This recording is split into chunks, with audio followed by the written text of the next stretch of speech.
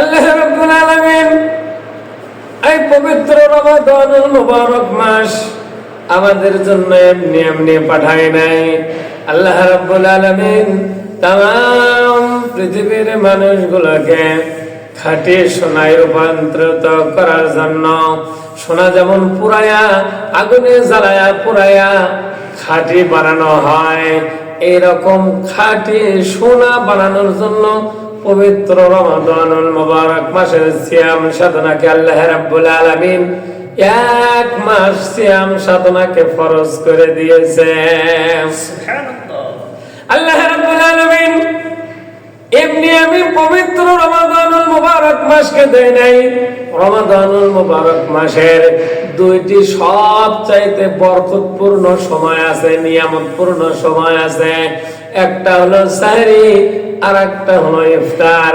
এই দুই সময়ে আল্লাহ রাব্বুল আলামিন রোজাদারের জন্য আল্লাহ রাব্বুল আলামিন দুইটি দোয়া কবুল করে থাকে।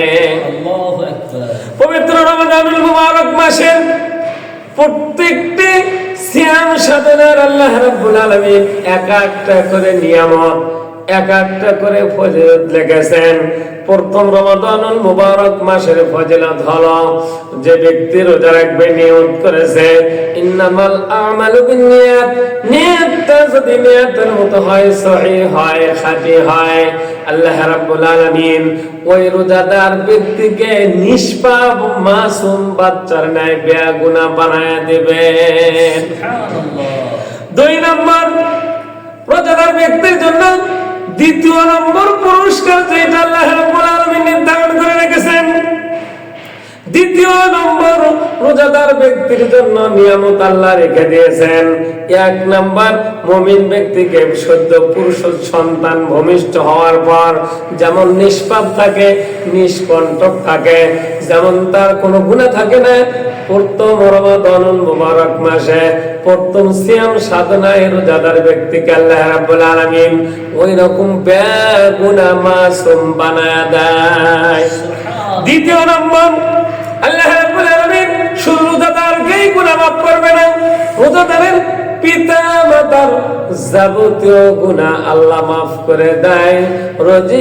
যদি রোজাদার ব্যক্তি সিয়াম সাধনা সঠিকভাবে পালন করে, যদি মুমিন হয়, তার পিতা মাতার যাবতীয় গুনাহ আল্লাহ মাফ করে দেয়।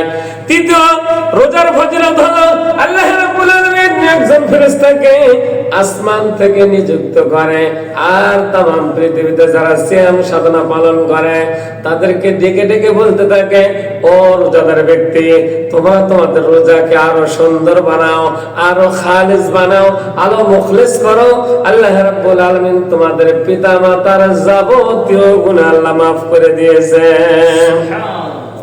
চতুর্থ নম্বর, সিয়াম সাধনা পালনকারীর জন্য ফজিলত হলো, চতুর্থ রজনীর ফজিলত হলো, আল্লাহ রাব্বুল আলামিন পৃথিবীতে মানব জাতির জন্য 4টি বড় বড় কিতাব নাযিল করেছিলেন, তাওরাত, জাবুর, ইনজিল, পরিশেষে পবিত্র কোরআনুল কারীমকে আল্লাহ রাব্বুল আলামিন দান করেছিলেন। এই বড় বড় 4টি কিতাব তেলাওয়াত করলে যে পরিমাণ নেকি হয়, ওই পরিমাণ নেকি চতুর্থ রজনীতে সিয়াম সাধনা পালনকারী, রোজা পালনকারীর আমলনামায় আল্লাহ রাব্বুল আলামিন ওই পরিমাণ নেকি লেখা দেয়। সুবহানাল্লাহ। পঞ্চম রোজার ফজিলত হলো, আল্লাহ রাব্বুল আলামিন পবিত্র কোরআনুল কারীমের মধ্যে বর্ণনা করেছে 3টি মসজিদের কথা, মসজিদে নববী, মসজিদে আকসা, আর হলো বাইতুল্লাহ। এই 3টি মসজিদে নামাজ আদায় করলে যেই পরিমাণ নেকি হয়, ওই পরিমাণ নেকি সিয়াম সাধনা পালনকারীর জন্য আল্লাহ রাব্বুল আলামিন তাদের আমলনামার মধ্যে লিপিবদ্ধ করে দেয়। আল্লাহু আকবার। ষষ্ঠ নম্বর, আল্লাহ রাব্বুল আলামিন এই পৃথিবীতে শুধু না, আল্লাহ রাব্বুল আলামিন ভূমণ্ডল, নবমণ্ডল, আসমানে যত ফেরেশতা আল্লাহ রাব্বুল আলামিন তৈরি করে রেখেছেন, যত ফেরেশতা মণ্ডলীকে আল্লাহ তাআলা বানাইছেন, এই বাইতুল মামুর তাদের ইবাদতের জন্য একটা জায়গা আল্লাহ নির্ধারণ করে দিয়েছেন। ওই জায়গাতে ফেরেশতা মণ্ডলী নির্দিষ্ট সময়ে ইবাদত বন্দেগী করতে থাকে।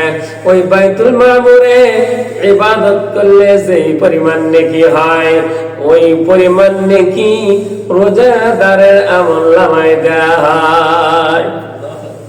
সপ্তম রাত্রের ফজিলত হলো আল্লাহ রাব্বুল আলামিন এই দুনিয়াতে একজন জলিল কদর পয়গম্বর হযরত মূসা আলাইহিস সালাতু ওয়াস সালাম নামে একজন পয়গম্বর দুনিয়াতে প্রেরণ করেছিলেন।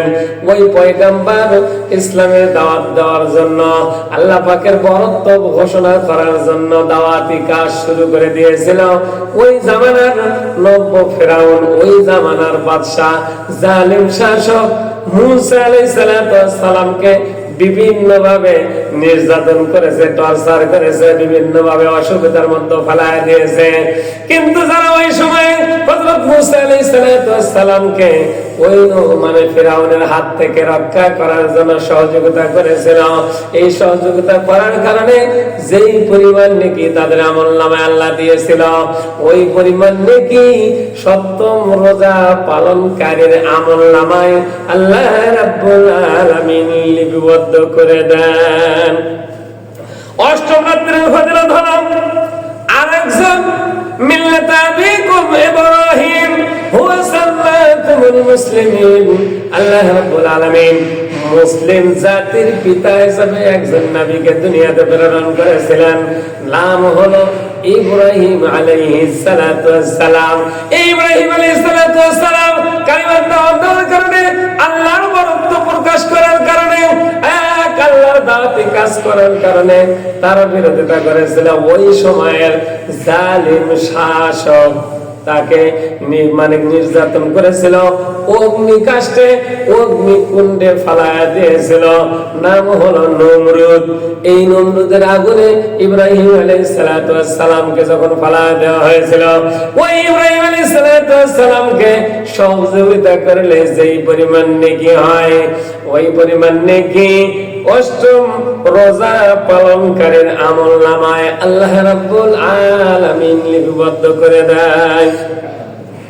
নবম নম্বর হলো হযরত রাসূল আকরাম সাল্লাল্লাহু আলাইহি ওয়াসাল্লাম কোরআনের দাওয়াত দেওয়ার কারণে, কালিমার দাওয়াত দেওয়ার কারণে, আল্লাহ রাব্বুল আলামিনের বরত্ব প্রকাশ করার কারণে, একমাত্র কেবলমাত্র শুধুমাত্র কোরআনুল কারীমের হক কথাগুলো দাওয়াত দেওয়ার কারণে ওই সময়ে আবু জেহেল, আবুল হাব, উতবা, শাইবা এরকম যারা জালিম শাসক ছিল, তারা তাকে কি করেছিল? শিবে আবু তালেবের জেলখানার মধ্যে পতিত করেছিল।